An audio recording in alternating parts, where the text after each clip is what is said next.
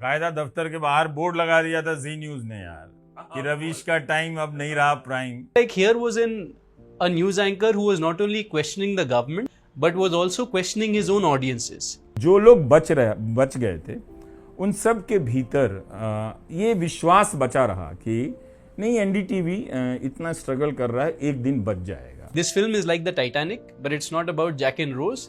It's about the people who decided to stay back and continue playing their violins as the ship sank.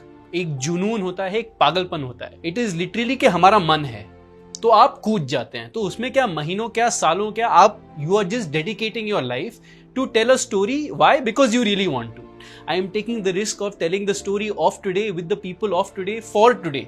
लोग अभी तक वैसे ही हैं, उन्हें ये रियलाइज हो गया है कि उनसे गलती हुई. लेकिन धर्म का नशा ऐसा होता है ना कि वो कभी भी बाहर नहीं आना. सब लोग एक बेहतर न्यूज चाहते हैं. There is nobody who is switching on the news and saying बहुत ही शानदार न्यूज है, मजा आ गया. ठीक है, everybody wants to figure out a way to build a better news. और ये फिल्म उसी डायरेक्शन में एक कदम है. हम दूसरे के रिएक्शन में फिल्म को जज कर रहे थे कि ये फिल्म क्या है, और धीरे धीरे लोगों के रिएक्शन से पता करता गया, महसूस करता गया कि ये एक फिल्म कुछ शायद अपने समय का एक बड़ा डॉक्यूमेंट बनकर उभरी है. देश में मीडिया की क्या हालत है उसको शायद बयां करने की ज़रूरत नहीं है, लेकिन शायद 10, 20, 30 साल बाद जब हिस्ट्री में देखा जाएगा, इंडिया के इमरजेंसीज के बारे में जब बात की जाएगी, तो शायद मीडिया के रोल के बारे में बहुत सारी बात की जाएगी. लेकिन तब रिकॉर्ड रहेगा क्या? क्योंकि आज के जो गोदी मीडिया है वो कल पलटी भी खा सकती है और फिर वो क्वेश्चनिंग मीडिया भी बन सकती है, और लोगों का क्या है वो तो बहुत जल्दी भूल ही जाते हैं. इसी फुल प्रोसेस में ये जो हो रहा है उसको डॉक्यूमेंट करना बहुत जरूरी है, और उस डॉक्यूमेंटेशन के प्रोसेस में जो डॉक्यूमेंट्री बनाई गई है वाइल वी वॉच, जिसको मैं कैसे बोलना चाहता हूं कि while we did not watch, लेकिन जो एक डॉक्यूमेंट्री बनी है और जो विनय शुक्ला ने जो डॉक्यूमेंट्री बनाई है और रवीश को एक सूत्रधार रखकर एक जो डॉक्यूमेंट्री बनाई है उसके देखने का मौका मिला 2 दिन पहले, और हमने सोचा कि देशभक्त पर इस पर बात करना बहुत जरूरी है कि यह डॉक्यूमेंट्री बनाई क्यों गई है और इस डॉक्यूमेंट्री से हासिल क्या करने की कोशिश हो रही है. Ravish and Vinay, many thanks for joining us here on देशभक्त. मेरे पास जनरली, मैं आपको ऑनेस्टली बोल रहा हूं कि मैं बहुत प्रिपेयर करता हूं एक इंटरव्यू के लिए, और आज भी बोलता हूं कि लाइव करने से पहले उतना मैं डरता नहीं हूं जितना मैं इंटरव्यू करने से पहले डरता हूं. मैं बहुत तैयारी करके आता हूं, क्वेश्चंस लेकर आता हूं, लेकिन आज मेरे पास कोई सवाल लिखित है नहीं. जो मन में है मैं आज वही पूछना चाहूंगा. और मैंने सबसे पहले मैं आपसे ये पूछना चाहूंगा, इनसे तो खैर मैं बहुत बार बातचीत कर चुका हूं. रवीश के लिए आपने डॉक्यूमेंट्री बनाई है, मैं इनका अनऑफिशियल इंटरव्यूअर हूं. 2015 से इनको इंटरव्यू करते आया हूं मैं, उसके बारे में अभी बात करते हैं. लेकिन सबसे पहले मैं आपसे ये जानना चाहूंगा विनय कि आपने एक इस टाइम पर एक डॉक्यूमेंट्री बना, और ये तब हो रहा है जब ना कोई मैक्स जैसे अवार्ड था, ना इनका कोई यूट्यूब चैनल था, और वो एक दौर था जब लोग पागल थे और जो भी टेलीविजन पर और गोदी मीडिया पर आ रहा था उस पर विश्वास कर रहे थे. उस समय आपको क्या सूझी कि एक एंकर जो अपने आप को 0 टीआरपी एंकर कहलाता है, उस पर जाकर आप डॉक्यूमेंट्री बनाओगे? देखिए, मैंने अपनी जब करियर की शुरुआत करी थी तो मैं फिल्मों में इसलिए घुसा था क्योंकि मुझे लगता था कि films can be a medium of change, है ना. हम फिल्मों से समाज बेहतर कर सकते हैं, चीज़ें बदल सकते हैं. तो मेरी कोशिश हमेशा रही है कि अपने समय की कहानियाँ कहने की कोशिश करना. मुझे ऐसा लगता है कि आज के समय में journalism is one of the biggest stories, and who better than journalist to tell that story. Horror stories या स्टोरीज, बट चलिए, हाँ. अलग अलग स्टोरीज होनी चाहिए, है ना. आप अलग अलग कहानियाँ बता सकते हैं. तो मेरी जब मैंने रवीश के ब्रॉडकास्ट देखे करीबन 2018 में, अधिकतर आप न्यूज़ एंकर्स को जब पाते हैं तो ऑन देयर न्यूज़ ब्रॉडकास्ट वो बड़ी ऊंची बातें करते हैं with regards to their audience, कि हमारी ऑडियंस नंबर 1 है, we are here to serve our audience, जो ऑडियंस करेगी वो हम करेंगे, जो ऑडियंस कहेगी वो हम करेंगे. When I came across Ravish's broadcast, instead of praising his audience, Ravish अपनी ऑडियंस को रेप्रिमांड कर रहे थे, and he was very openly scolding them and saying that you're not doing the right thing. और आप लोग सही नहीं देख रहे, और अगर कोई भी मेरा शो नहीं देखेगा फिर भी मैं अपना शो करूँगा. So it seemed like here was an a news anchor who was not only questioning the governments and various state governments, but was also questioning his own audiences. And it seemed like he, in my mind, or when I saw him, it seemed like somebody was being very vulnerable on air. Somebody, it seemed like here was somebody who had seen a better time, who had seen a better audience, and is now beginning to wonder if he is relevant vis-a-vis the society around him, vis-a-vis the audiences for his work. So I thought कि ये एक अच्छा starting point है of inquiry. मुझे पता करना था, I really wanted to understand, क्योंकि मतलब न्यूज़ के बारे में जब मैं न्यूज़ देखता था, मैं अपने दोस्तों से बात करता था, सब कहते थे कि हमने न्यूज़ देखना बंद कर दिया है, बहुत एंग्जाइटी होती है. तो मुझे एक प्रकार की उत्सुकता थी कि ये इस प्रोफेशन के अंदर जो काम कर रहे हैं, are they feeling the same anxiety that the audiences are? और उसके लिए ये रवीश की कहानी, I thought कुछ हो सकता है, something may happen. You have no idea where stories are going to go and what's going to happen. तो वहाँ से मैंने शुरुआत की. रवीश, मैंने आपको 2015 में सबसे पहले इंटरव्यू किया था, और आप हमेशा थोड़ा सोच के ही इंटरव्यू देना चाहते हो, क्योंकि आपके अंदर बहुत कुछ है जो आप बोलना चाहते हो, और आप भी जानते हो कहीं ना कहीं वो गलत तरीके से निकलना है. और अखलाक के किलिंग के बाद आपने मुझे पहला इंटरव्यू दिया था, और तब भी जो आप में के अंदर जो क्रोध था, जो वल्नरेबिलिटी की बात कर रहे हैं वो मैंने भी देखा हुआ है बहुत दिनों से. तो जब आपके पास कोई आया कि इंटरव्यू नहीं, अब तो मैं आप पर डॉक्यूमेंट्री बनाना चाहूंगा, आपके साथ आपको ट्रेल करना चाहूंगा, 24 घंटे आपके साथ रहना चाहूंगा, सबसे पहले तो आप मुझे ये बताइए कि उस समय जब इतना खराब समय चल रहा था, आपके मन में क्या था कि ये इससे क्या होने वाला है? मुझे ये लगा था कि जो जिस व्यवस्था दौर से हम लोग गुजर रहे हैं, कोई फिल्म बनाना चाहता है वो बनाने की कोशिश तो कर सकता है, मगर उसकी फिल्म बनेगी नहीं, और बन भी जाएगी तो प्रिया पीवीआर मतलब इनकी कोई हिम्मत नहीं है कि उस फिल्म को रिलीज़ कर दें. तो मुझे लगता था कि शायद ये लोग कुछ दिन बनाएंगे फिर चले जाएंगे, और कभी एनडीटीवी शायद परमिशन ही ना दे. लेकिन वो परमिशन विनय ने हासिल की, और मुझे लगा कि अगर वो परमिशन देते हैं तो मुझे एतराज़ नहीं. एक ये भी विश्वास था कि वो शायद परमिशन कभी ना मिले, लेकिन वो लेकर आ गए कि हम लोग कर सकते हैं. मेरे पास मतलब मैं अपने आप को पर्दे में रखने के लिए मेरे पास है क्या, मैं क्या करता हूँ. मैं घर से निकलता हूँ, दफ्तर जाता हूँ, छोटे से कमरे में बंद हो जाता हूँ, वहीं टाइप करता हूँ. मुझे समझने में बहुत समय लगा कि घंटों इस प्रोसेस को शूट करने के दौरान ये इसमें फिल्म क्या निकल रही होगी, क्योंकि हम लोग भी तो एक उसी प्रकार के मीडियम में काम करते हैं. बाद में ये लोग मौजूद तो थे, मगर उस प्रेजेंस में भी इनका एब्सेंस क्रिएट हो गया. तो बाद में पता चलना बंद हो गया कि ये लोग साथ में हैं, और एक कंफर्ट भी था कि इतना थ्रेट के साथ मैं चल रहा हूँ. कार में 3 लोग हमेशा साथ में हैं, मेरे साथ हर जगह जा रहे हैं, फ्लाइट में जा रहे हैं, कहीं और से आ रहे हैं. तो बैठे बिठाए एक पूरा सिक्योरिटी अरेंजमेंट मेरे आसपास हो जाता था. बहुत सारे लोग जो नज़दीक आते थे देखते थे ये तो उतर रहा है, तो ये अलग ही लेवल का बंदा है, तो 4 कैमरे लेके उतर रहा है, तो थोड़ा दूर रहा जाए. तो वो कंफर्ट भी मिलने लगा, और भूल गया कि ये फिल्म बना रहे हैं. और जब कोविड आया, जब ये चले गए, तो और भी लंबे समय के लिए दिमाग से उतर ही गया कि ये फिल्म बन भी रही है. अब समझ में आता है कि इस फिल्म में 5 साल का वक्त क्यों लगा इसको, और क्यों इन लोगों ने मेहनत की है, जब खुद दिल्ली में पहली बार देखा. पर ऐसा कोई कंसर्न नहीं था प्राइवेसी का, क्योंकि ज़्यादातर मामलों में मेरी निजी ज़िंदगी में जो नहीं है उसे भी लेके लोग डिस्कस कर ही रहे थे. और वो प्रैक्टिस धीरे धीरे हो भी रहा था, 2-3 साल हो चुके थे. लगा था ठीक है, बनाते हैं, बनाने देते. ये मेरे लिए खास करके, क्योंकि जो काम रवीश करते हैं कुछ हद तक यूट्यूब पर मैं भी करता हूँ, हम लोग का जो डीएनए है वो डेली डीएनए है. अभी का खबर है, अभी करेंगे स्टडी, अभी रिसर्च करेंगे, आज निकालेंगे. हम तो इसी जिंदगी में जीते हैं. तो ये जो प्रोसेस है, क्या इंडिया में मेरे ख्याल से इस बात की समझ भी नहीं है कि डॉक्यूमेंट्री फिल्म मेकिंग की जो कला है, और जो उसमें परिश्रम लगता है, और जो समय लगता है, 5 साल, अरे इसमें तो बड़ी बड़ी पिक्चरें में इतना टाइम नहीं लगता है. तो ये प्रोसेस को प्लीज थोड़ा समझाइए कि इतना लॉन्ग, और ये आपकी बात नहीं है, दूसरे जो भी डॉक्यूमेंट्रीज बनते हैं, ये कोई बड़ी बात नहीं है डॉक्यूमेंट्री फिल्म मेकिंग की दुनिया में कि आपने एक प्रोजेक्ट पर 5 साल लगाए, लेकिन हाउ डज इट वर्क? पहली बात तो ये फिल्म बहुत बड़ी फिल्म है। दूसरी बात, देखिए ये मेरी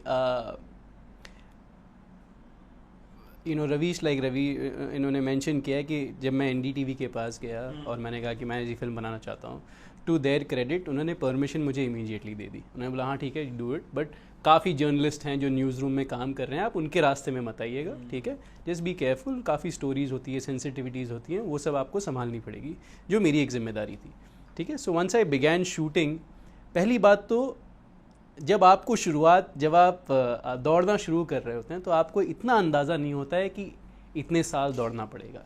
you don't know how long the race is going to be. आप एक ऑप्टिमिज्म से शुरू करते हैं कि ये शायद 2 साल में हो जाएगा ये वाला प्रोजेक्ट, ठीक है। पर हम जिस पार्ट ऑफ द वर्ल्ड में हैं, यहाँ पर चीज़ें हमारे लिए कई बार आसान नहीं की जाती है, मुश्किल की जाती है ना। आप बनाते रहते हैं, यही समाज है जहाँ पे इंडिविजुअली लोग बहुत सपोर्ट करते हैं, बहुत प्यार करते हैं, पर इंस्टीट्यूशनली सपोर्ट नहीं करते हैं। तो एक डॉक्यूमेंट्री फिल्म मेकर को अपनी सारा का सारा काम उसको खुद ही करना है। जैसे मैं शुरुआत से मैं था, अमान था, फिर रेशमा ने ज्वाइन किया, फिर कल्हान ने ज्वाइन किया, कुछ और साथियों ने ज्वाइन किया।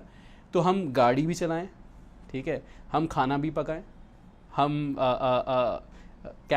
शूट भी कर रहे हैं, हम घर में आग भी लग गई, हाँ, और हम साउंड रिकॉर्ड भी कर रहे हैं, घर में आग लग रही है, कभी पानी आ रहा है, ये वो, तो वो आप सारा का सारा, it's a very guerrilla unit where in every person, every team member is an author, ठीक है। वो सारे के सारे डिपार्टमेंट्स में बहुत ही सर्वश्रेष्ठ काम कर सकते हैं। धीरे धीरे धीरे धीरे करते, पहले तो एक हमारी जिम्मेदारी होती है फिल्म शूट करने की, है ना, कि जो आप कहानी ढूंढ रहे हैं, do you have it on camera. मैं बहुत ही इनसिक्योर फिल्म मेकर हूँ, तो मैं तो रोज़ शूट करता हूँ। कुछ लोग होते हैं जो मतलब महीने में 7 दिन शूट करके बोलते हैं मेरा माई जॉब इज़ डन। मैं महीने में 35 दिन शूट करूँ अगर if given an option. So I when you are shooting, आपकी एक जिम्मेदारी होती है। लाइक फॉर एग्जांपल हमको पता नहीं था कि हमारी स्टोरी क्या होगी, पर हमको very initially I understood the spirit of the film, that this film is like the Titanic, but it's not about Jack and Rose. It's about the people who decided to stay back and continue playing their violins as the ship sank. Right? So I knew कि मैं उस spirit को capture करने की कोशिश कर रहा हूँ। Once I was done with the shoot, फिर हमारी जिम्मेदारी होती है कि ठीक है, अब जो शूट तो हमने बहुत अच्छा कर लिया, अब इसको एडिट करना पड़ेगा ताकि इसमें एक नैरेटिव निखार आए। लेकिन जब आप शूट करने गए, जब आपने इनिशियली जो बोला जाता है स्टोरी बोर्डिंग, अब मैं समझ सकता हूं कि स्टोरी बोर्डिंग कैसे हो सकती है, क्योंकि आपको तो मालूम नहीं है कि उनको कल कोई अवार्ड मिलने वाला है, या कल चैनल बंद होने वाला है, या केस होने वाला है चैनल पर। तो फिर प्रोसेस क्या था कि आपने बस सोचा कि मैं जाकर रवीश को फिल्म करूंगा और उनकी जीवन गाथा में जो भी हो रहा है और जो उनको गालियां पड़ रही हैं, थ्रेट्स पड़ रहे हैं, वो थॉट प्रोसेस क्या था? देखिए, थोड़ा बहुत तो आपकी एक आर्टिस्टिक जर्नी होती है कि आपका समाज किस तरफ जा रहा है, आपके लोग किस तरफ जा रहे हैं, और आपकी खुद की एक चेतना किस तरीके से गढ़ी है। आप उन पे your making a very informed decision. थोड़ा बहुत आपको नहीं पता होता है कि रवीश या एनडीटीवी के साथ क्या होने वाला होता है ना, पर थोड़ा बहुत आपको पता भी होता है। ऐसा भी नहीं है कि आप टोटली ब्लाइंड जा रहे हैं। You are making an informed leap of faith and you hope कि ठीक ठाक हो जाएगा। जब आप शुरू में, क्योंकि आप कैमरा लग रहा है, पैसा लग रहा है, लोगों की सैलरीज लग रही हैं, मुझे भी पता नहीं है कि जो मैंने टीवी पर रवीश देखा है और जो मैंने काफ़ी कुछ देखा है, एक बार मैं शूट करना शुरू करूंगा तो फिर क्या होगा, क्या पता चलेगा, what is it that I am going to find, क्या होने वाला अलग है। निकले थे काफ़ी चीज़ें मैंने डिस्कवर करी। तो there is a fair amount of planning and then there is a whole lot of surprise. और फिर इन दोनों का जो मिश्रण जो आपके पास होता है वो आप फुटेज में कैप्चर करते हैं। You are constantly trying to stay one step ahead and shoot for many probabilities. Shoot करते करते फिर जब जैसे मैंने कहा कि फिर वो फिल्म एडिट पे गई। मेरे एडिटर हैं अभिनव, जिन्होंने मेरी लास्ट फिल्म को एडिट करी थी, ये फिल्म एडिट करी है। उनके साथ रेशमा थी ऑन स्टोरी, अदिति, कार्तिक, अमान, ये सब लोग, मेरी टीम काफ़ी अच्छी थी। तो हम ड्यूरिंग कोविड के लॉकडाउन में, जब मतलब everybody was very anxious, even I was very anxious, हमने अपना पूरा का पूरा कोरोना ये फिल्म एडिट करते निकाला। और जितनी हमारी एंग्जाइटीज थी पर्सनली वो फिल्म में डाल दी। एंड देन ऑफ कोर्स फिर फिल्म को फेस्टिवल में लेके जाना, अब इसकी इंडिया डिस्ट्रीब्यूशन की कोशिश करना, हर स्टेज पर एक प्रकार से चीज़ें मुश्किल हैं, इसमें कोई दो राहें नहीं है। पर जहाँ भी मैंने ये फिल्म दिखाई है मुझे इंडिविजुअली लोगों से बहुत प्यार मिला है। मुश्किल काम है पर प्यार बहुत मिलता है। मूवी पर आते हैं और उसके केक कटिंग सीन पर आते हैं जिसने मेरे ऊपर तो काफ़ी प्रभाव छोड़ा है।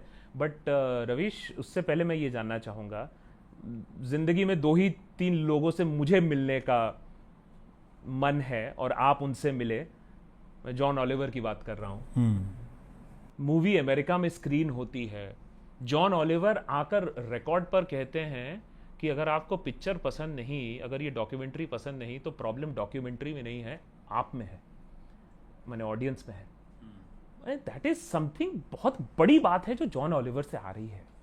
तो ये बताइए कि फ्रॉम द पॉइंट कि जब आपने लगा कि भैया ना तो परमिशन मिलेगा ना तो पिक्चर पूरी होगी, फिर पिक्चर भी पूरी हुई, फिर पिक्चर की स्क्रीनिंग भी हुई, फिर अमेरिका में उसको स्क्रीन किया जा रहा है on a regular basis. I think extend किया गया है उसके शो को, एक महीना एक्सटेंड किया गया।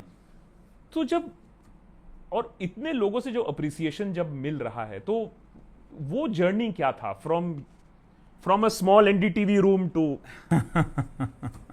बहुत बाद में जाकर एहसास होना शुरू हुआ कि विनय ने कोई बड़ा काम किया है। डिटैचमेंट मेरा बहुत एक अलग तरीके का था फिल्म का, और विनय ने हमेशा फिल्म को लेकर एक डिस्टेंस भी रखा कि ये मतलब एक दोस्ती में कन्वर्ज ना हो जाए कैरेक्टर और डायरेक्टर में। और मुझसे कहा गया कि देखना चाहोगे, तो पहली बार तो मैं ठीक से नहीं देख पाया था, मैं किसी और शहर में था। और ब्रिटेन में जब मैं घूम रहा था इस फिल्म के साथ, तो खुद को मतलब जुटा नहीं पाया कि जाके मैं भी फिल्म देखूं। और ख़ासकर तब जब बाफ्टा के थिएटर में इस फिल्म को हो रहा था, और हम सब कवर किया करते थे कि इस बार की इस फिल्म को बाफ्टा अवार्ड मिला है, और मैं विनय के साथ उसकी बिल्डिंग में था, तब भी अर्ज नहीं हो रहा था कि अंदर जाकर देखूं। कोई दूसरा कैरेक्टर होता या फिल्म मेकर होता तो ज़रूर अंदर बैठकर देख रहा होता। हम दूसरे के रिएक्शन में फिल्म को जज कर रहे थे कि ये फिल्म क्या है, और धीरे धीरे लोगों के रिएक्शन से पता करता गया, महसूस करता गया कि ये एक फिल्म कुछ शायद अपने समय का एक बड़ा डॉक्यूमेंट बनकर उभरी है। और जिस तरह से अलग अलग जगहों पर लोगों ने रिएक्ट किया है, वो ज़रूरी नहीं कि वो कोई फैंस थे, सिनेमा के सामान्य दर्शक लोग भी देख रहे थे। और अमेरिका तक जाते जाते थोड़ा और एहसास गहरा हुआ कि मैं किसी फिल्म के से सिलसिले में यहाँ खड़ा हूँ, तो और थोड़ा नॉर्मल हुआ लंदन की तुलना में। और जब इस शहर में स्क्रीनिंग हुई तब पहली बार ठीक से मैंने, जब आप देख रहे थे उस वक्त मैं देख रहा था, और उस वक्त 2 रात तो मैं सो नहीं सका मैं उस फिल्म के साथ। और मैं ये जानता था कि मैं इस फिल्म को क्यों नहीं देख पा रहा हूँ, क्यों मुझे हिम्मत नहीं हो रही है, क्योंकि मेरे लिए वो बहुत हार्ड एविडेंस है, बहुत लाइव एविडेंस है। खुद को उसे देखते ही मैं उस पूरे टाइम जोन में चला जाता हूँ, और एक दर्शक अलग तरीके से रिएक्ट कर रहा होता है, मैं अलग तरीके से रिएक्ट कर रहा होता हूँ। अब बहुत चीज़ें देख ली गई हैं, बहुत चीज़ों से गुजरा हूँ, और भी बहुत सारे लोग मिले हैं जो इससे भी बुरे दौर से गुजरे हैं, लेकिन उस समय एकदम सब कुछ पहली बार ज़िंदगी में हो रहा था। तो वो फिल्म मेरे दिमाग पे इतनी ही असर करती है कि मेरी नींद उड़ जाती है। तो उस डर से मैं बहुत डर रहा था कि फिल्म देखूं नहीं देखूं। जब जॉन ऑलिवर आते हैं, और विनय के रिएक्शन से ही मुझे पता चल रहा था कि जॉन ऑलिवर आ रहे हैं, ये बहुत बड़ी चीज़ है। और विनय बार बार कहते थे कि ये बहुत बड़ी चीज़ है, और मैं और नॉर्मल होता जा रहा था कि ठीक है। लेकिन ज़्यादा बड़ी बात ये थी जॉन ऑलिवर की का अपना व्यक्तित्व। वो जब आए तो उन्होंने कहीं से भी ये नहीं लगने दिया कि वो कोई बड़ी चीज़ है। वो समय से बहुत पहले आए और बहुत कुछ तैयारी कर आए थे, पूरा 10-15 पन्ना का रिसर्च लेकर आए थे, फिल्म को 2 बार देख कर आए थे, और उन्होंने विनय से काफ़ी डिटेल इंटीमेट डिस्कशन किया, मुझसे मेरी ख़राब अंग्रेज़ी में बहुत ध्यान से मुझे सुना कि मैं क्या कह रहा हूँ, वो कितने लोगों के साथ काम करते हैं, मैं कितने ही गॉट द पॉइंट। और मुझे लगता है कि जॉन ओलिवर ने जो भी कहा वो एक रूटीन रिएक्शन नहीं था, बहुत ही कंसीडर्ड ओपिनियन था उनका। 2 बार फिल्म देखने के बाद और सब्जेक्ट से मिलने के बाद, फिल्म के स्क्रीनिंग के बाद जो Q&A हो रहा था उसमें तो वो विनय से बात कर ही रहे थे, लेकिन उससे पहले इतने पेशेंस के साथ 40 मिनट खड़ा होकर विनय से बात करना, उसको समझना, मुझे लगता कई लोगों ने इस फिल्म को रिस्पेक्ट दिया बाहर, पर डेफिनेटली जॉन ओलिवर ने ज़्यादा सिंसियरिटी के साथ उस फिल्म के बारे में कमेंट किया है, देखा है, अप्रिशिएट किया है और रिस्पेक्ट दिया है। विनय, फिर इस पर आते हैं थोड़ा सा, अगर भक्त बैनर्जी भी एंट्री मार ले, अब इस चीज़ पर आते हैं कि ये मूवी, ये डॉक्यूमेंट्री क्या है, क्योंकि आपने जर्नलिज्म का एक फलक्रम रूल तोड़ा है जिसको कहा जाता है the journalist should never become the story. बहुत ही बोरिंग रूल है। रूल है। तो जब मैं भी इसमें विश्वास नहीं करता, जो ये बोलते हैं, सोच रहे भक्त बैनर्जी पूछ रहे हैं सवाल, जो ये सवाल आपसे बोलेगा नहीं बट ये तो फलक्रम रूल है, आपने तो स्टार बना दिया किसी को, आपने एक इंडिविजुअल को लेकर डॉक्यूमेंट्री बनाया, तो when you define this movie, तो आपका डेफिनेशन क्या है? Is it a documentary on Ravish? Is it what is it? Is it a commentary on media? एक पैराग्राफ में इसको आप डिफाइन कैसे करोगे? देखिए, अगर journalism is one of the biggest stories of our times, and who better than a journalist to tell that story, ठीक है? जो रूल बनाया गया है, I am sure it holds very well in a lot of scenarios, इसलिए शायद अब तक चल के आया है। बट आफ्टर अ पॉइंट सारे रूल्स थोड़े रिडंडेंट हो जाते हैं, उनको चैलेंज करना चाहिए, और हमारा काम है उनको इस पे इंट्रोस्पेक्ट करना। ये फिल्म किस बारे में है? मैंने ये फिल्म अलग अलग कारणों से बनाई है। जैसे आई थिंक हम सब बहुत ज़्यादा डिसेंसिटाइज हो गए हैं to what's happening within the media. अब हमें फ़र्क पड़ना एक प्रकार से, मुझे तो लग रहा था कि कम होता जा रहा है, कि न्यूज़ में जो भी हो जाए ना, एक प्रकार से वी डोंट केयर। मुझे ऐसा लगता है कि बिना एक बेहतर न्यूज़ के हम एक बेहतर समाज नहीं बना सकते। I watch the news every day hoping to learn something that will make my life better. अब जब मैं अपने दोस्तों से मिलता हूँ और जब मैं ये देखता हूँ कि लोगों ने वो उम्मीद न्यूज़ से छोड़ दी है, तो मुझे डर लगता है और मुझे चिंता होती है।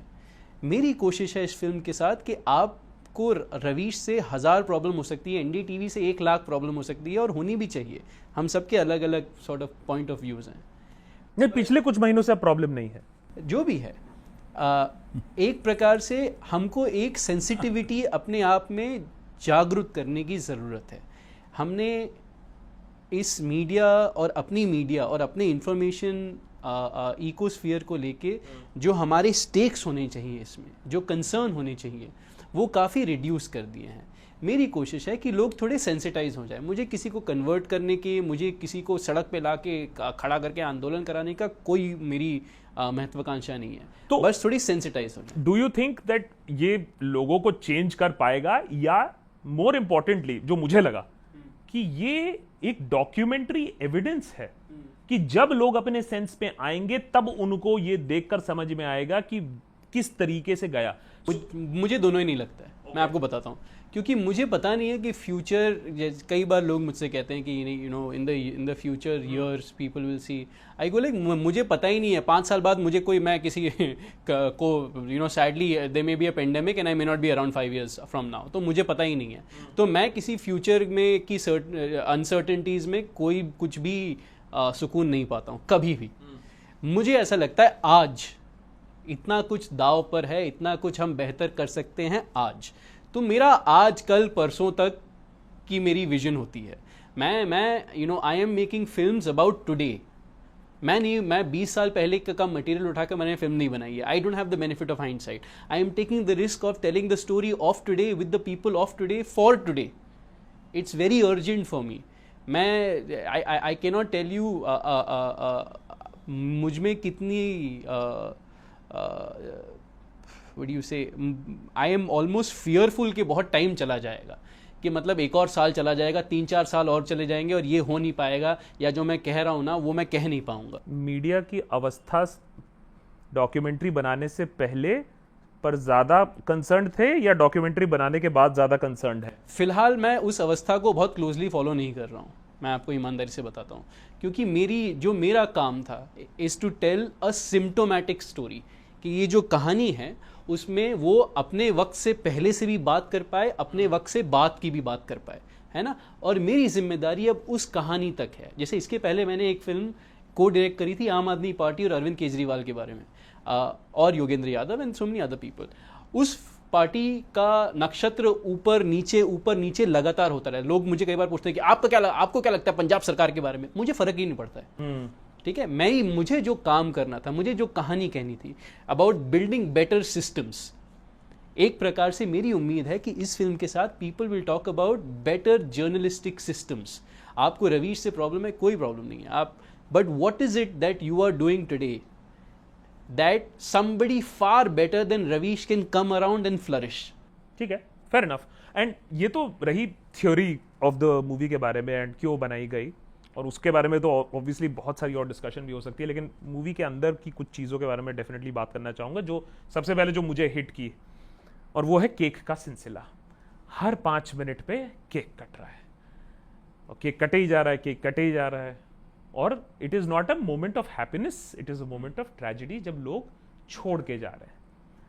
और खास करके जब आपकी प्रोड्यूसर जाती है और वो जो मोमेंट कैप्चर हुआ है, मुझे पता नहीं, मुझे क्यों यकीन नहीं है कि वो इतनी ओरिजिनली कैसे कैप्चर हो सकता है, क्योंकि मुझे लगता है कि वो एक फिल्म सेट था, और जहां रवीश हंस के भी नहीं, मैंने अंदर टूट रहा है, बाहर हंस रहा है। तो मुझे जरा केक का सिलसिला जरा बताइए, और जो इतनी ब्यूटीफुली ढाला गया है as a sort of subtle satire कि लोग कैसे टूट के जा रहे थे। प्रोड्यूसर वाली बात पे पहले आता हूँ। वो यकीन करना बहुत मुश्किल है, लेकिन वो पहली बार ही कैमरे पे कही गई बात थी। मुझे कोई अंदाज़ा नहीं था। वो इसलिए वो कैप्चर कर पाए कि वो कई घंटों ये दोनों उस कमरे में चुपचाप पीछे खड़े रहते थे कैमरा लेकर, और कभी फ़ोन नहीं करते थे, कभी इनके फ़ोन पे कॉल नहीं आता था, हमने कभी नहीं देखा। तो वो जब एंटर करते थे कमरे में तो आधे 1 घंटे के बाद इनविजिबल हो जाते थे कि कोई है भी। आपके किसी रिएक्शन पर रिस्पॉन्ड नहीं करते थे कि ये लोग आपके साथ आए हैं, 3 महीने से आपके साथ हैं, चाय पी रहे थे बाहर, आपको जानते हैं। तो इसलिए वो स्पेस उस कमरे में 2 लोगों के होने के बावजूद भी वो एक प्राइवेट स्पेस बना रहा। और मुझे भी बहुत हैरानी होती रही कि इस तरह का डिस्कशन और क्लोज रिएक्शंस कैमरे से लिया है। केक का तो सचमुच बहुत ट्रेजेडी थी, क्योंकि उस वक्त हम सब एक दूसरे से बिछड़ रहे थे और कोई नया नहीं आ रहा था। कई साल तक तो नया आया नहीं। तो जो लोग जा रहे थे वो पहले ही 5 के बदले 1 आदमी काम कर रहा था। वो एक नहीं जा रहा था, एक जा रहा था, इसका मतलब था वो 5 लोग जा रहे थे उसके साथ साथ, और 5 लोगों का गैप हो रहा था। और उतना ही मुश्किल होता जा रहा था उस 40 मिनट के प्रोग्राम को रोज़ प्रोड्यूस करना। कई दिन तो ग्राउंड से कुछ भी नहीं होता था, और आंतों में मरोड़ होती थी कि आज कैसे ये बनाएंगे। तो वो जो ट्रोल से ज़्यादा लोगों ने ये सोचा कि परेशानी का कारण सिर्फ ट्रोल है, पर उससे ज़्यादा ये ट्रोल हो गया मेरे हेल्थ पे या हम लोगों के प्रोसेस पे। हम सब सुबह जब जागते थे तो ऐसा लगता था कि किसी तूफान अब आने वाला है, वहाँ हम अकेले किसी जंगल में फंस गए हैं, कोई बहुत बुरा सपना देख रहे हैं, भागने की कोशिश कर रहे हैं, दौड़ नहीं पा रहे हैं, गोलियां चल रही हैं, या हम गहरे में कहीं कुएं में या समंदर में डूबते चले जा रहे हैं, कोई हमें बचा नहीं पा रहा है। रोज़ का ये हमारा एहसास होता था, और अंत में जाकर हम प्रोग्राम बनाते थे। और कई बार मैं लोगों से कहता भी था कि आपको जो वो हीरो नज़र आता है, कभी उसके भीतर आकर देखिए कि वो 40 मिनट का प्रोग्राम कितनी सिंसियरिटी और कंसिस्टेंसी से बन रहा है। हम कोई दूसरा काम नहीं करते थे। मतलब लोग आते थे और लोग इतना रिस्पेक्ट करते थे, उनसे हम कहते थे कि हम आपसे सिर्फ 30 सेकंड मिलेंगे, और एग्जैक्टली लोग 30 सेकंड के लिए, जो दर्शक इतना जिम्मेदार हो गया मेरे साथ साथ, जब वो देखने लगा, वो 30 ही सेकंड के लिए आता था। वो कमरे में गुलदस्ता देता था, एक तस्वीर लेता था और फिर हाथ जोड़कर चला जाता था। और उस दौरान बहुत सारे लोग आते थे उस कमरे में, आ रहे हैं जा रहे हैं, तो उसका कैप्चर है। तो वो केक जैसे ही ताली की आवाज आती थी ना, तो टाइप करते करते खट से लगता था कि अब कौन गया है, और जो भी जाता था वो उसी तरह से एंटर करता था बताते हुए कि अब हम जा रहे हैं। तो आसान नहीं था, वो बहुत पेनफुल मोमेंट होता था। हालांकि मेरे लिए जब मैंने इस्तीफा दिया तो कोई केक कटिंग नहीं हुआ। आप अच्छा, no cake cutting for you? किसी ने बुलाया नहीं वापस कि आप आ जाओ, आपके लिए फेयरवेल करते हैं या केक कटिंग करते हैं। पर वो एक पेनफुल मोमेंट था। वो उतना ही जितना मुझे इफेक्ट कर रहा था, उतना ही सबको कर रहा था। मगर सब वो केक खा रहे थे और सब तालियां बजा रहे थे, और सब लग रहा था कि शायद कोई अच्छा दिन आएगा जरूर। मतलब जो लोग बच गए थे, उन सब के भीतर ये विश्वास बचा रहा कि नहीं, एनडीटीवी इतना स्ट्रगल कर रहा है, एक दिन बच जाएगा। And when you were shooting, इतने डिटेल में है कि आपने obviously, I mean of course the whole funding thing तो एक अलग ही चीज है, डॉक्यूमेंट्री को कैसे फंड किया जाता है उसके बारे में तो लोग जानते ही नहीं है, उनको लगता है बहुत सस्ता प्रोसेस होता है। बट जब आप ये कर रहे थे तो जो रियलिटी था वो तो और भी ग्रिमर था।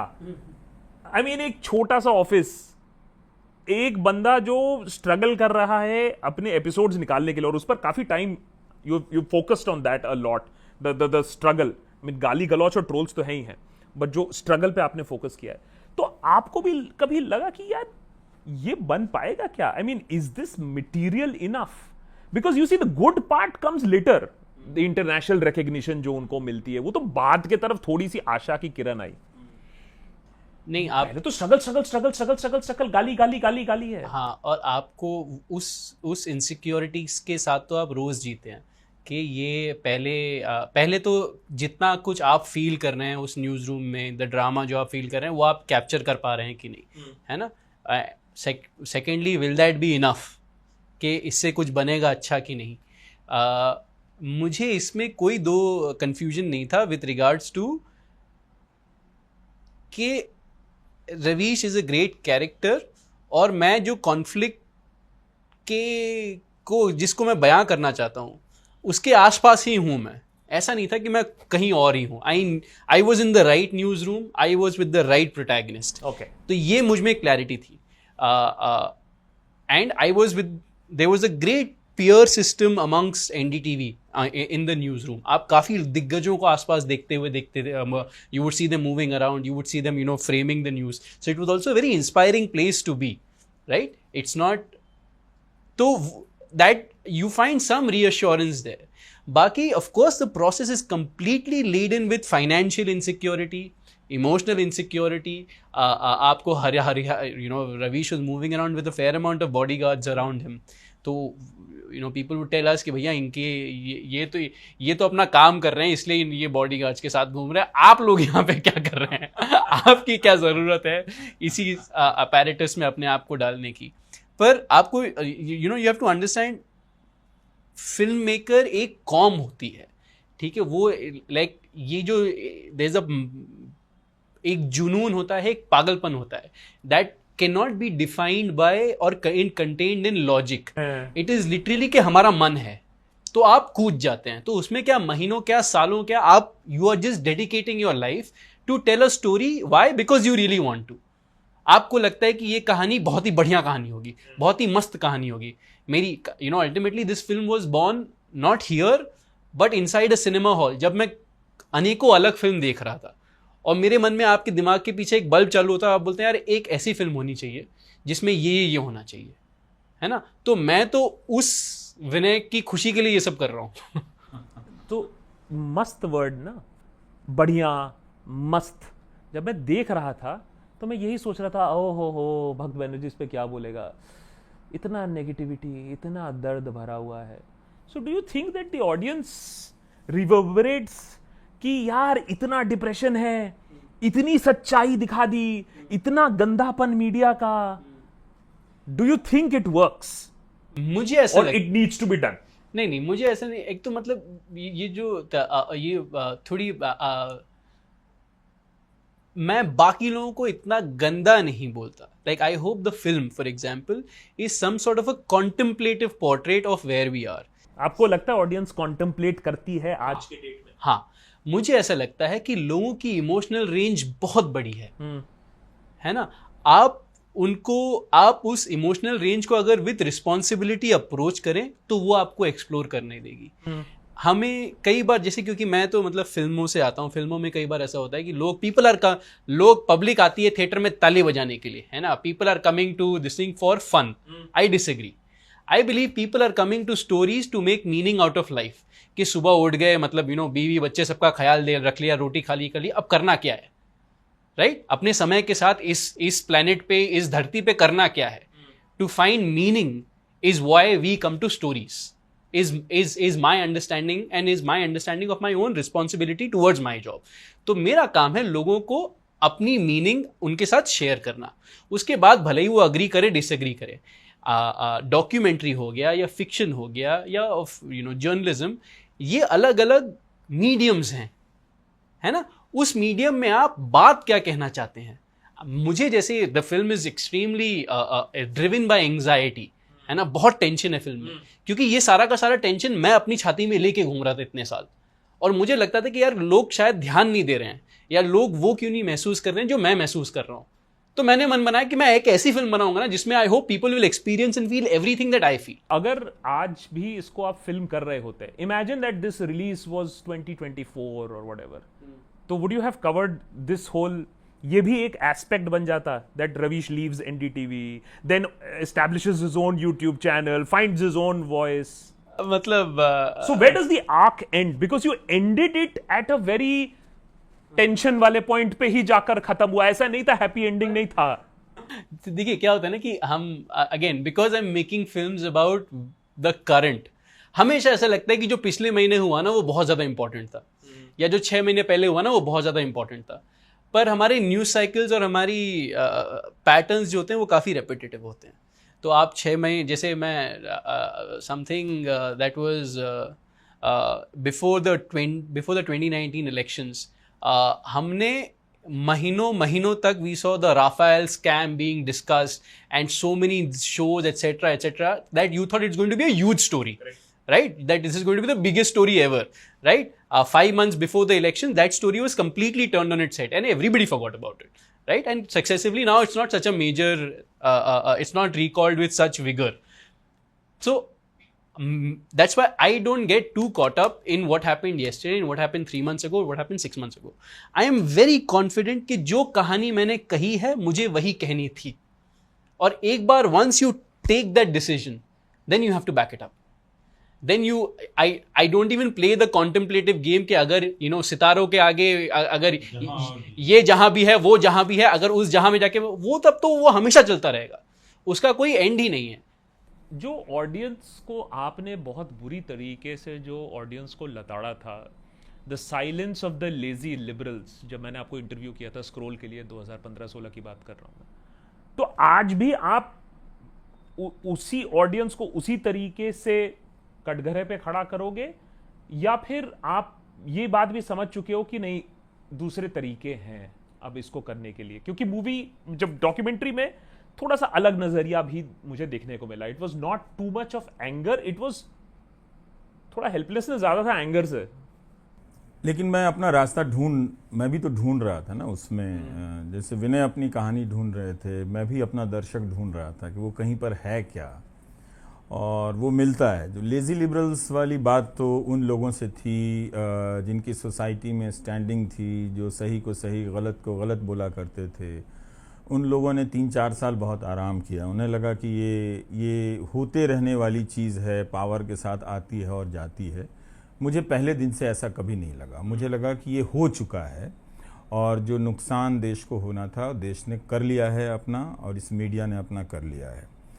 तो वो जो जिनके पास आवाज़ पहले से थी, जो इस मकाम पे थे कि जहाँ पे खड़े होकर वो बोल सकते थे, वो समझौता करने में लगे हुए थे। वो अपनी गुंजाइशें खोज रहे थे कि कहीं से कोई किनारा मिल जाए, नड्डा साहब का कमरा खुल जाए तो उनकी खिड़की से होते हुए अमित शाह के कमरे में कूद जाएं, फिर वहाँ से पीछे के दरवाजे से बाथरूम से निकलते हुए मोदी जी के कमरे में चले जाएं।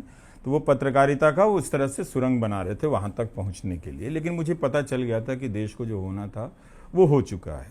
अब कोई दर्शक था नहीं, क्योंकि आपने एक ऐसा राजनीतिक समाज बना दिया था जो झूठ और धर्म के नाम पे बवंडर को समझने लगा कि हम धर्म की बहुत सेवा कर रहे हैं, देश की बहुत सेवा कर रहे हैं। पर धीरे धीरे ज़्यादा बड़ा चैलेंज था कि आप एक शून्य में खड़े हैं और रोज़ आप खट रहे हैं ये जानते हुए कि आज की रात कोई मैसेज नहीं आएगा। लेकिन धीरे धीरे लोग आने लग जाते हैं। जिस छोटे से कमरे से विनय की बड़ी फिल्म निकली है उस कमरे में बहुत लोग आते थे एक दिन में, 30-40 कभी कभी 50-50 लोग आते थे, बैचेज में आते थे 8-10, और 30 सेकंड में आके हेलो बोल के गायब हो जाते थे। तो वो जब नौकरी सीरीज़ के दौरान, आज आप देखिए कि वो सीरीज़ जो खोजा एक तरह से उस मुद्दे की पहचान आज की राजनीति का सबसे बड़ा मुद्दा है।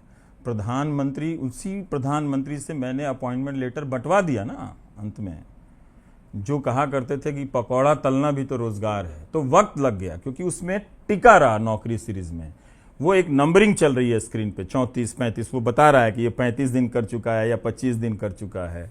हमने गिनना छोड़ दिया, लेकिन उस दौरान मतलब वो संख्या लाख से भी ज़्यादा पहुंच गई थी जब अपॉइंटमेंट लेटर मिलने शुरू हो गए थे लोगों के प्रेशर में।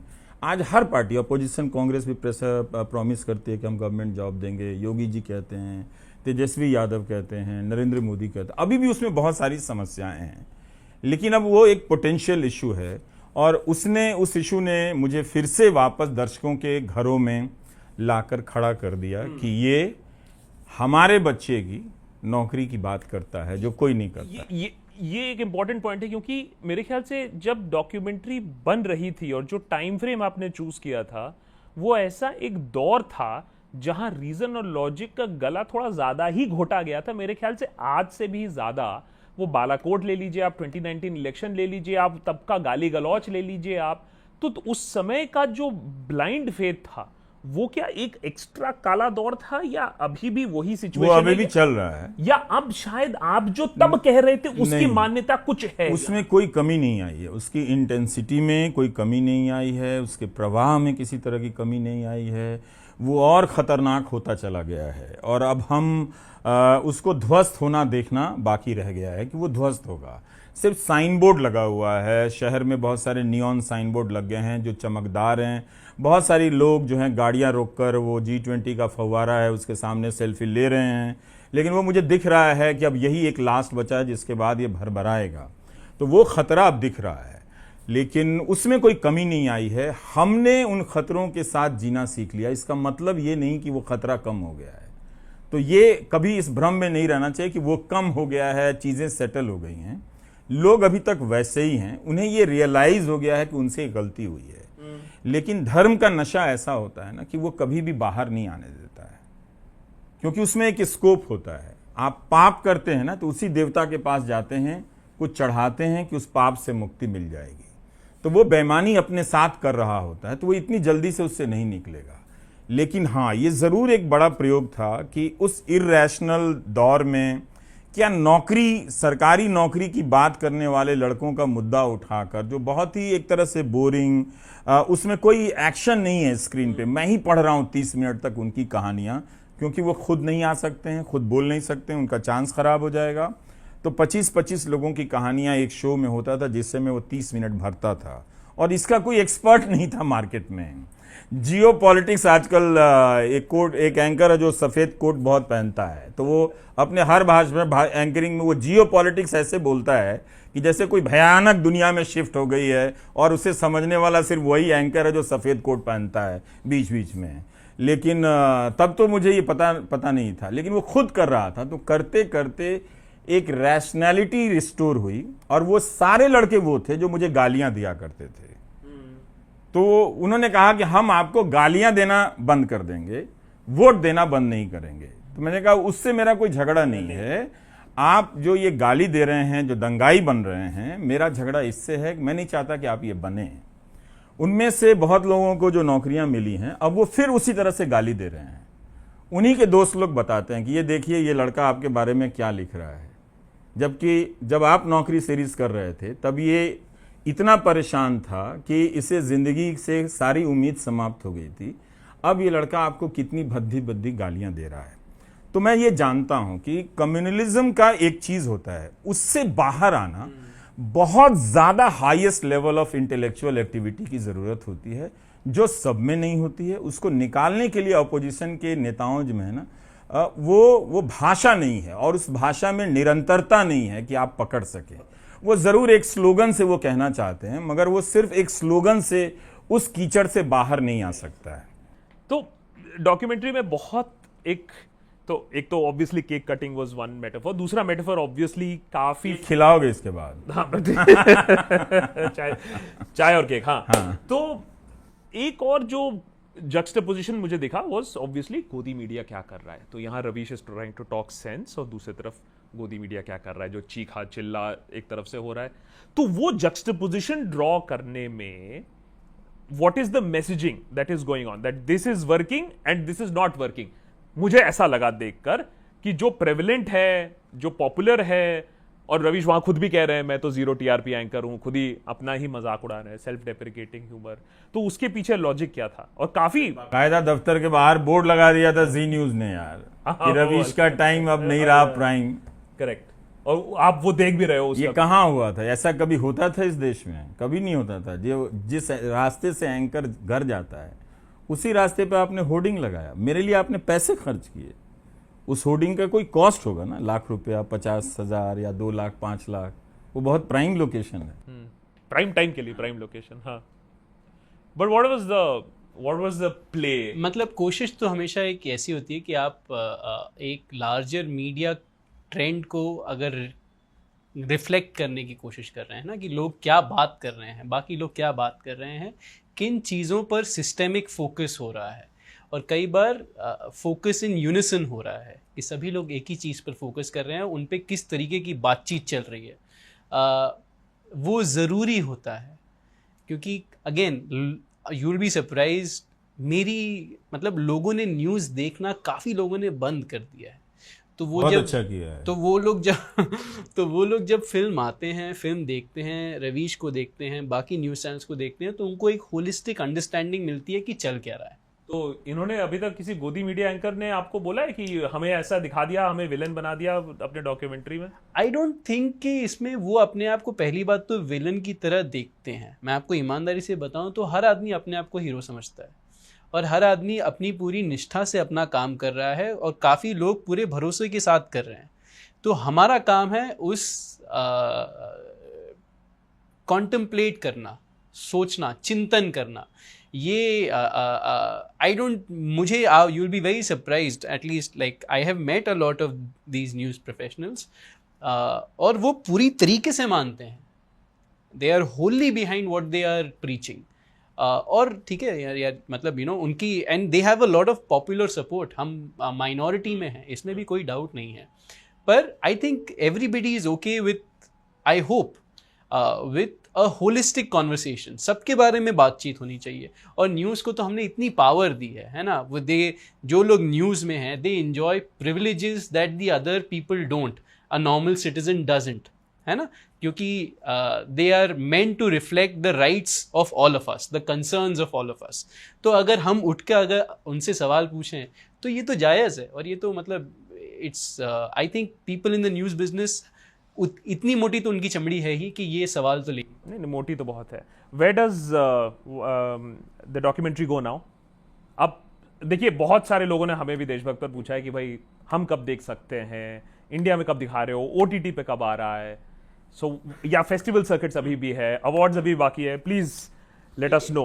मैं सबसे ये कहना चाहूँगा कि मुश्किल काम है, ऐसा नहीं है कि मेरे पास लोगों की लंबी कतार लगी है जो इस फिल्म को इस देश में रिलीज़ करना चाहते हैं। मेरे पास ये फिल्म न्यूयॉर्क में, न्यूयॉर्क के सबसे बड़ा और सबसे प्रतिष्ठित जो सिनेमा घर है IFC सेंटर, वहाँ 1 महीना चली, UK में 6 हफ्ते चली। अब फेस्टिवल में हम टोरंटो जीते, बुसान जीते, अलग अलग काफ़ी बड़े फेस्टिवल्स जीते। तो इन सब चीज़ों के बाद मेरी उम्मीद थी कि जब मैं हिंदुस्तान आऊँगा तो ये फिल्म कोई तो होगा जो बड़े लेवल पे रिलीज़ करना चाहेगा। अभी मैं फ़िलहाल उस व्यक्ति या उस ऑर्गेनाइजेशन की तलाश में हूँ। मुझे बहुत प्यार मिला है, लोगों ने बहुत प्यार से बात की है, पर अभी भी मेरी तलाश जारी है। अभी जैसे अभी अक्टूबर और नवंबर में कुछ हिंदुस्तानी फिल्म फेस्टिवल होने वाले हैं, तो मैंने फिल्म सबमिट करी है। मैं देखूंगा अगर वो लेते हैं कि नहीं लेते हैं। अगर लेते हैं तो बहुत ही शानदार, तो इंडिया एक बड़ा प्रीमियर होगा फेस्टिवल में।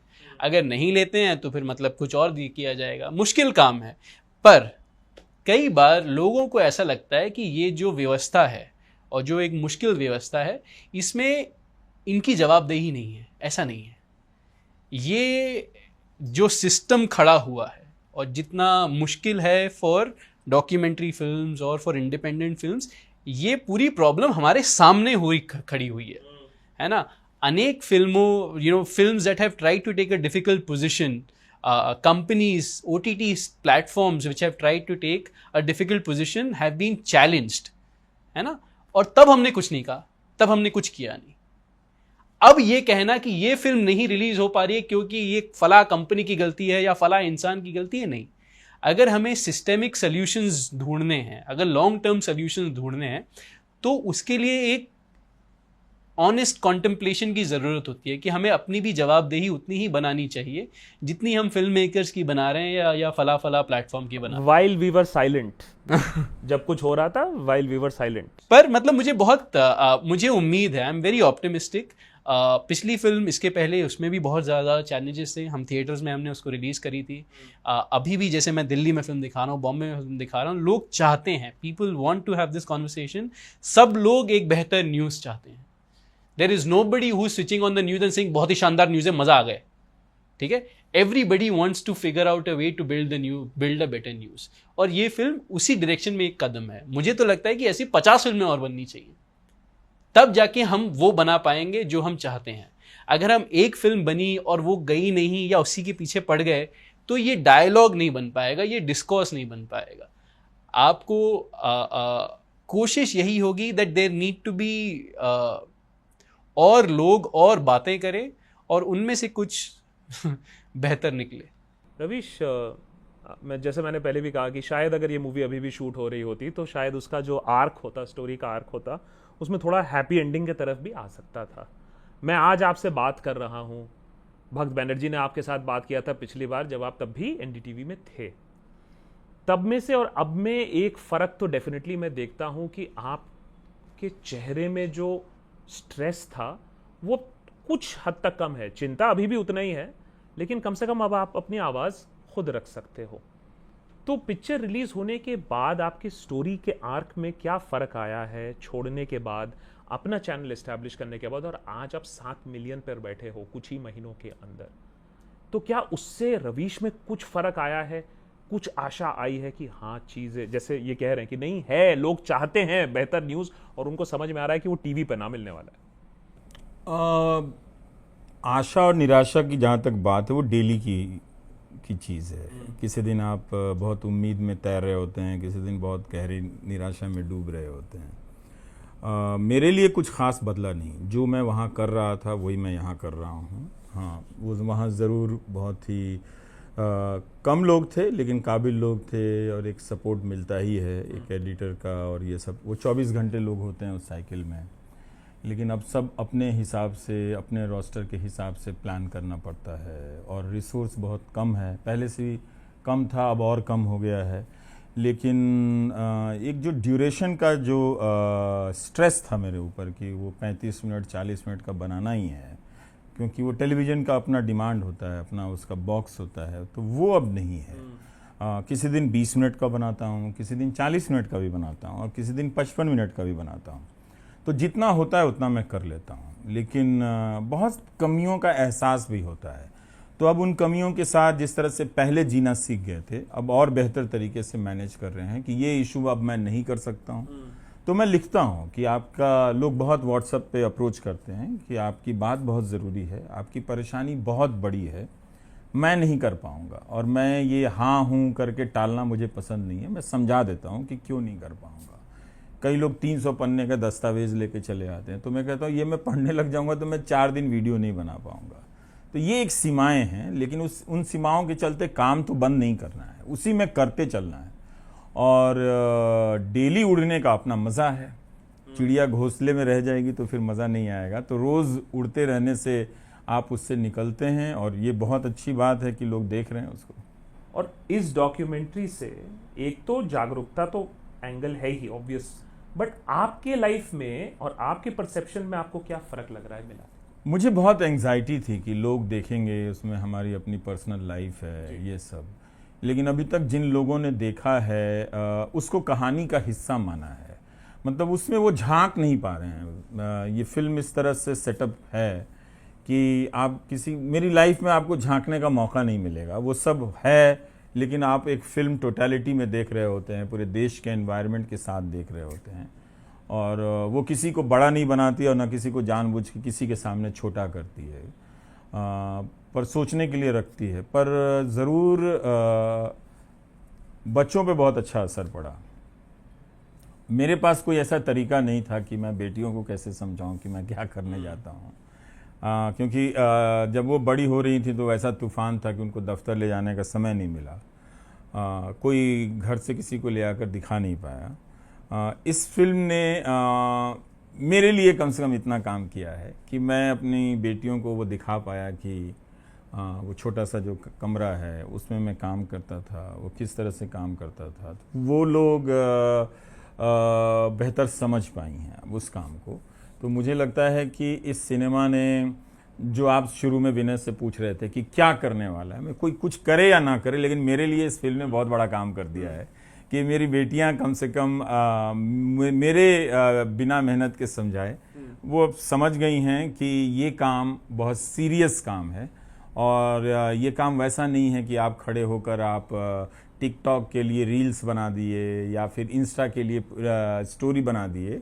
वो उन्हें ये बात समझ में आ गई है कि ये बहुत हार्डवर्क का काम है। वीडियो के सामने अपीयर होना, टेढ़े मेढ़े हो जाना, गा देना, कुछ हरकतें कर देना, ये काम नहीं है, जिम्मेदारी का काम है। तो ये फिल्म मेरे लिए बहुत काम आएगी, बच्चों को दिखाने के लिए बहुत काम आई। मुझे उम्मीद नहीं थी कि एक स्क्रीनिंग में एक बार देखने में वो मेरी ज़िंदगी के 10 साल को इस तरह से समझ जाएंगी।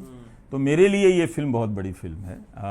बाकी और लोग जो देखेंगे, मैं भी अगर दूसरा सब्जेक्ट होता तो इस फिल्म को और अलग नज़रिए से देख रहा होता, लेकिन अगर 90-94 मिनट की फिल्म से इतना बड़ा काम हो जाए तो कितनी अच्छी बात है। तो मेरे अगर बड़ी फिल्म की अगर हम बात कर रहे हैं तो एक बड़ा इम्पैक्ट ये भी हो रहा है कि ऑफ लेट हम देख रहे हैं कि किस तरीके से डॉक्यूमेंट्री फिल्म मेकिंग रिकग्नाइज हो रही है।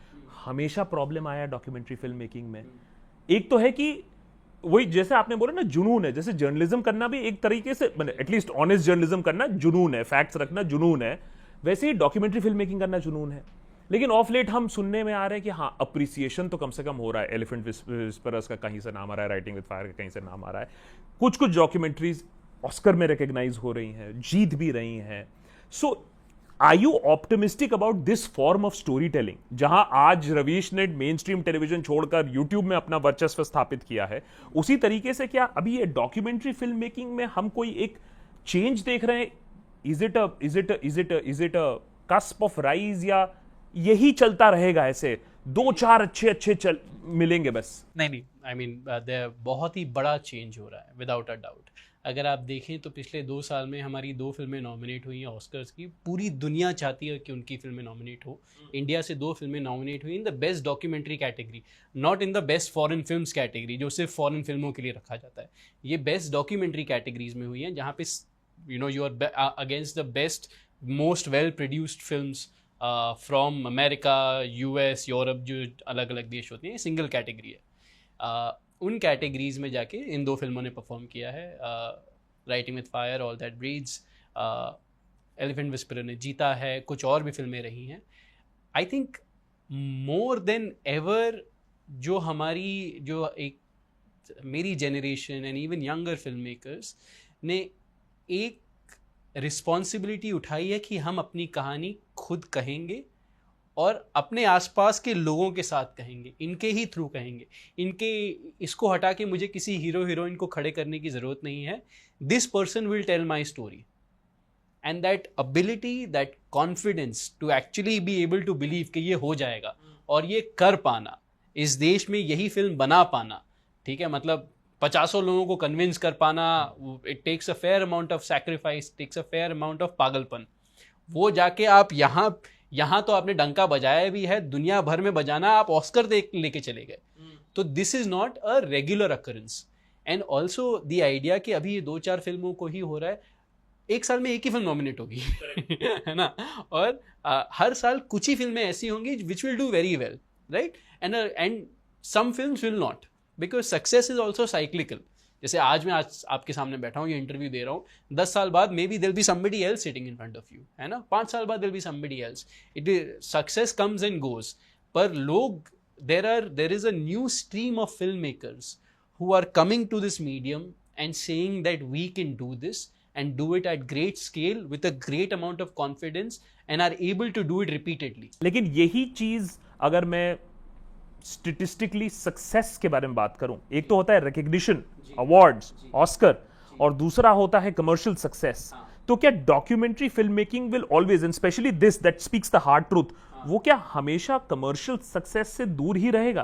क्योंकि अभी हमने हाल ही में एक एपिसोड किया था 2013 और 2023-2022 के, हमने टॉप प्रॉफिट मूवीज हमने रैंक किया था। All of them had a linkage with religion. तो एक टाइम पर जहां लोग इतने, माने Gadar is a very good example of that, 500 crore for what हमें पता नहीं, लेकिन हो गया। हिंदुस्तान जिंदाबाद है, पाकिस्तान में हैंडपंप नहीं, इस बार तो खैर हैंडपंप नहीं, इस बार तो तोप उखाड़ दिया। इन दैट एटमॉस्फेयर आप डॉक्यूमेंट्री बना रहे हो, हार्ड रियलिटीज के बारे में डॉक्यूमेंट्री बना रहे हो, मीडिया के बारे में डॉक्यूमेंट्री बना रहे हो, तो कमर्शियल का क्या है? एक तो हो गया अवार्ड मिल गया, लेकिन that is not going to light the fire at home, तो उसका क्या एंगल होगा? I understand. देखिए, सारी लड़ाइयाँ हम आज नहीं जीत सकते हैं, है ना, मुश्किल समय है। ये इस प्रकार की फिल्म बना पाना, उसको मार्जिनल प्रॉफिट्स पे फिल्म बनती हैं, पर मेरी बेनिफिट में क्या है कि मेरी फिल्म उतनी महंगी भी नहीं है। मैं मेरे पास गदर जैसा कोई बहुत बड़ा सेट या टैंक उड़ाने का दायित्व नहीं है, ठीक है। एक प्रकार से जो ये सेटअप हो रहा है, जिसमें ये इंटरव्यू शूट हो रहा है, इसी सेटअप पे वो मेरी फिल्में शूट हो सकती हैं, है ना। तो हम गुरिल्ला स्टाइल में ऑपरेट करते हैं, बढ़िया जीवन जीते हैं। ऐसा भी नहीं है कि I am not that generation of film maker जो फैब इंडिया के धोती कुर्ते में हर जगह बहुत ही उदास और करके, मतलब living amongst the people that they are making films about. It's a very top notch aesthetic and a way of doing life. उनका कमिटमेंट अलग था, मेरी जनरेशन अलग है। हम we can draw clearer boundaries. हमारे पास उन्होंने जो मेहनत करी है उसकी वजह से हम काफ़ी कुछ अब कर सकते हैं, है ना। To be very specific to your point about profitability, every streamer, OTT platform जो इस देश में आया है, उसने मुझे फ़ोन किया है और उसने मुझे मतलब अंधाधुन पैसा ऑफर किया है to make the films that they want to make, right. तो पैसा अगर नॉन फिक्शन फिल्म मेकर्स कमाना चाहते हैं, और मेरे लिए तो फिर भी मतलब ये इंटरव्यू भी लोग देख रहे होंगे, vis-a-vis a lot of other filmmakers, non-fiction में मेरे पास ठीक ठाक, I have seen a fair amount of success. For most people, it's very hard, for sure. पर the sad reality is, अगर आप market salaries चाहते हैं, then you have to serve the market. तो अगर आप गदर 2 जैसा पैसा कमाना चाहते हैं, तो आप गदर 2 सेंसिबिलिटीज को आपको सर्व करना पड़ेगा। That's unfortunately how it works. अगर आप चाहते हैं कि एक उसके लिए वो भी पॉसिबल है, पर उसके लिए द स्टेट, हमारे जो पूंजीपति हैं, हमारे जो स्टेट हैं, उनको डॉक्यूमेंट्रीज में काफ़ी पैसा डालना पड़ेगा फॉर 10 years। जैसे पिछले साल पैरासाइट, नहीं last year parasite did very well, है ना। अब मैं आपको लिखित में बता सकता हूं कि कोरियन सरकार ने, साउथ कोरिया की सरकार ने पिछले 10-15 साल में अंधा पैसा खर्च किया है to promote their arts and culture at an international stage. Lobbying, हाँ, और हर जगह पैसा खर्च किया है और बहुत माइंडफुली खर्च किया है। तब जाके एक प्लेटफॉर्म, एक ऐसी फिल्म आती है which is able to capture the zeitgeist. Not just that, आप अपने आसपास देखिए, look at the number of people who are watching K dramas. लेकिन पैरासाइट को तो कोई, हमारी सरकार तो कभी प्रमोट करेगी नहीं, वो तो नेगेटिव पिक्चर है, वो तो देश को नेगेटिव लाइट में दे रही है, हैव एंड हैव नॉट है। Correct. I mean, be that as it may, the idea is that आप you can build a much richer discourse it requires focus. OTT वालों ने आपसे क्या कहा है जब ये आप उनके पास ले गए? If you can tell me a little bit, a hint, क्या क्या रीजन दिया होगा उन लोग ने? नहीं चलेगी, who is interested in Ravish, बेकार है। नहीं, ऐसा नहीं, लोग मुझसे ठीक ठाक है, ऐसा कोई मुझसे बात करेगा तो वो उल्टा ही सुनेगा, तो ऐसा तो कोई मुझसे कभी बात नहीं करेगा। सीधे बोला ऊपर से ऑर्डर है। नहीं, people are very respectful, people are very nice, but I don't have an offer yet, that's the truth. कि सबने मुझको प्यार दिया है, सबसे मतलब everybody has just, it's not such a dog eat dog world out there कि मतलब लोग जाके आपको बोलेंगे कि तुम्हारी क्या ही औकात है, मैं मिस्टर सिंघानिया, इसका ऐसा कुछ नहीं होता। तो obviously it's not about money, सभी it's not about money, correct है, and I am saying a lot of us they are people exactly like you and me. अब वो but they have to work in a boundary. ये उन्होंने मुझसे नहीं कहा है तो मैं आपसे कैसे कहूं, but I am telling you very clearly that I don't have an offer. Ultimately मूल बात क्या है कि आपको ऑफर मिला है कि नहीं, do you have a term sheet in your hand कि किसी ने बोला है कि इतने पैसे में मैं आपसे फिल्म खरीदूंगा, तब मैं आपसे बोलता कि ये आया है। अदरवाइज बातचीत करने के लिए like most people, and you know it's unfortunate, but काफी लोगों को लगता है कि उनकी जिम्मेदारी अच्छे होने तक सीमित है, कि उनका दिल अच्छा, उनका मन अच्छा, तो बाकी सब you know all is well, which is the unfortunate part, right. अगर हमको अपनी सिटीजनरी को डेवलप करना है तो उसको एक्टिव रखना पड़ता है, एक्टिवेट करना पड़ता है, पार्टिसिपेट करना पड़ता है। और जो इस देश में अच्छे लोग हैं, जो चाहते हैं कि अच्छा कंटेंट बने, अच्छी फिल्में बने, अच्छी कहानियां बने, उन्हें इस स्टोरी टेलिंग कल्चर में, पब्लिक कल्चर में रेगुलरली पार्टिसिपेट करना सीखना पड़ेगा। अगर वो पार्टिसिपेट करेंगे तब यहाँ कुछ बेहतर बनेगा, तब यहाँ के फिल्म मेकर्स, जो कि धीरे धीरे हो रहा है, फॉर नाउ, फॉर एग्जाम्पल, जो मुझ जैसे फिल्म मेकर्स पे हमारी रिस्पॉन्सिबिलिटी ये है कि हम ऑडियंसेस तक डायरेक्टली जाएं। ओटीटी नहीं आ रहा है, सिनेमा नहीं जा रहा है, मैं झोले में फिल्म ले आके मतलब 100 लोगों को जाके दिखा सकता हूँ, मुझ में that is that a viable formula कि आप ऑडियंस के पास, अगर कोई और ऑप्शन नहीं है तो घर पे बैठ के सूर्यास्त देखने में तो कोई पॉइंट नहीं है ना। अब आपने फिल्म बनाई है, आपकी पूरी की पूरी जिम्मेदारी है ऑडियंसेस का, मतलब कमरे की दीवार पे प्रोजेक्ट करके दिखाना है तो दिखाओ, पब्लिक ऑडियो मोबाइल फोन पे देख के खुश है। अच्छा, क्योंकि ये सवाल मुझसे पूछा गया है जब मैंने पोस्ट किया कि मैंने रवीश के आई वॉज इन्वाइटेड और मैंने देखा स्टैंडिंग ओवेशन, मैंने वो यूट्यूब ट्विटर पे पोस्ट किया, बहुत लोगों ने उसको पसंद किया। बहुत लोग ये भी पूछते हैं इसको भी यूट्यूब पे क्यों नहीं डाल सकते हो, क्योंकि उनको मैथ्स नहीं समझ में आता है। समझ बात, मैं सही बात है, क्योंकि देखिए इंडियन कंज्यूमर जो है ना, अगेन विद ड्यू रिस्पेक्ट, बहुत ही स्पॉइल्ड कंज्यूमर है। क्योंकि हमारे कंज्यूमर को क्या लगता है कि चीज फ्री में मिल जाए, तुरंत मिल जाए और 25 रुपए कैशबैक के साथ मिल जाए, है ना। तो क्योंकि it's in the last 5 years हमारे कंज्यूमर को बहुत पैम्पर किया गया है, उसकी गलती नहीं है, उसको सिखाया गया है कि अगर तुमने अमेजोन पे बटन दबाया तो 2 दिन के अंदर तुम्हारे हाथ पे with cash on delivery and 25 रुपए कैशबैक, और अगली बार साथ में तो आदमी हार भी लाएगा, ठीक है। अब that person is not expose to the cost और इकोनॉमिक्स ऑफ फिल्म मेकिंग, है ना, कि फिल्म बनाने में कितना लगता है। अगर यूट्यूब पे मैंने डाल भी दिया तो यूट्यूब को भी मतलब प्रमोट करने में कितना लगता है। जैसे you are very nice, you are making a video, हम लोग बात कर रहे हैं, तो इससे क्या होता है कि फिल्म को एक प्रकार से पब्लिसिटी मिल जाती है। भक्त बनर्जी बोलेगा पेड है, बट एनीवे, है ना, कि एक प्रकार से पब्लिसिटी मिल जाती है ना। अगर आप देखें कोई भी फिल्म जो आ रही है फ्राइडे को, वो ऐसे 100 इंटरव्यू करती है, ठीक है, और फिर पिट जाती है क्योंकि लोग बोलते मजा नहीं आया गए ही नहीं, या उसकी पब्लिसिटी में हमको कॉन्फिडेंस ही नहीं था। किसी भी फिल्म को यूट्यूब पर डंप करने के लिए भी, अगर मैं डंप भी कर दूं, पर उसको दिखाने के लिए भी आज के समय में आपको भरोसा नहीं होगा कितना पैसा लगता है। मैं आपको बता दूंगा, 1 करोड़ रुपए कुछ भी नहीं आज के टाइम पे एज अ प्रमोशनल बजट, और 1 करोड़ रुपए बहुत पैसा होता है, मतलब कहीं पेड़ पे थोड़ी उग रहा है। तो अ लॉट ऑफ पीपल वाले कि तुम ऐसे प्रमोट कर लो, रिलीज कर दो। Like for example, I have a lot of following, है ना, people have been cheering this film and giving it a lot of love, but there is just millions and millions of people who don't know about the film. ये भी सच्चाई है। तो अगर उन तक पहुंचना है तो वो आज के जमाने में एक ही तरीका है, अफरात पैसा। या तो आपकी सोशल गुडविल इस लेवल की हो कि हर आदमी मतलब आप ही के बारे में बात कर रहा है, जो कि बहुत कम होता है। आई विल नॉट लाई, कभी कभार हो जाता है पर बहुत कम होता है। Usually every supply chain that is around you, आप होर्डिंग देख लीजिए, आप यूट्यूब देख लीजिए, आप अखबार देख लीजिए, ये यहाँ पे जो स्पेस है वो बिक रहा है। आप सोशल मीडिया देख लीजिए, अगर आपको प्रोमिनेंस चाहिए तो आपको वो स्लॉट खरीदना पड़ेगा। अब मैं अपना दिल दिखा के वो नहीं खरीद सकता, इसलिए मैं कोशिश कर रहा हूँ लगातार कि जिनको फिल्म अच्छी लग रही है वो लोगों को बताएं। हम धीरे धीरे करके we form a human chain and we get somewhere. It's been very good for me, but audiences have to understand that it's very challenging. सारी लड़ाइयाँ मैं छाती पे मतलब बाम्बू लगा के पूरा का पूरा जो होता है ना कि वो राजू श्रीवास्तव वुड से कि मतलब टाइटैनिक छाती पे बाम्बू लगा के ऐसे घुमा देगा, that's not what I can do. मैंने काफ़ी कुछ किया है, पर अगर लोगों people are truly concern then people should also step up. And Ravish, ये जो छाती पे लगा कर टाइटैनिक आप इतने दिनों से घुमाने की कोशिश कर रहे हो, तो क्या अब टाइटैनिक यूट्यूब पर थोड़ा सा घूम रहा है क्या अब? कि वो जो एक फ्रेम मुझे ऐसा था ना जो आप गाड़ी में करके ऐसे बैठे हो, तो क्या वो अभी भी ऐसा? वो अभी भी होता है। अभी भी हम एक डार्क टनल से ही शुरू करते हैं और उसी से फिर धीरे धीरे आदमी रोशनी की तरफ जाता है।